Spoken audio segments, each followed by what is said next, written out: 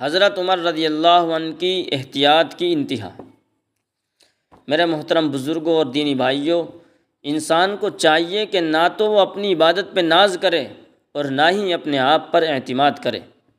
ایک دفعہ کسی نے حضرت عمر رضی اللہ عنہ کو دیکھا کہ اپنے دروازے کی دہلیز پر بیٹھے ہوئے ہیں۔ دیکھنے والے نے انہیں سلام کیا اور آگے چلا گیا۔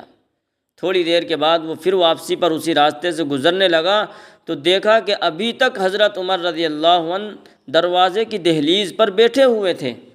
وہ حیران ہو کر پوچھنے لگا، اے امیر المؤمنین، آپ دروازے پر اس وقت سے بیٹھے ہوئے ہیں؟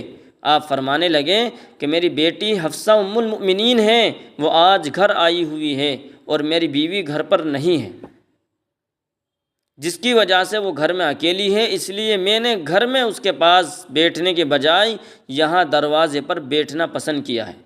اللہ اکبر!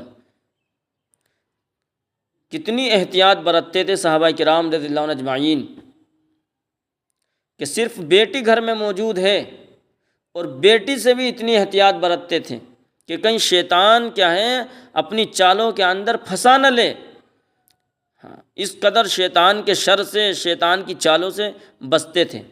اور آج ہم اپنی ذات پر غور کریں کہ ہمارا رہنا سہنا اپنے گھر والوں کے ساتھ کس طریقے سے ہوتا ہے، کہ اگر ہم گھر سے باہر سے اگر آ رہے ہیں گھر کے اندر تو ہم کیا ہے بلا جھجک بلا بے دھڑک کیا ہے گھر کے اندر داخل ہو جاتے ہیں، نہ تو کوئی سلام دعا ہے، نہ کوئی جو ہے اجازت ہے، نہ کوئی کسی طریقے سے اجازت لیتے ہیں، نہ کھکارتے ہیں، بس گھر باہر سے آئے اور گھر میں داخل ہو گئی۔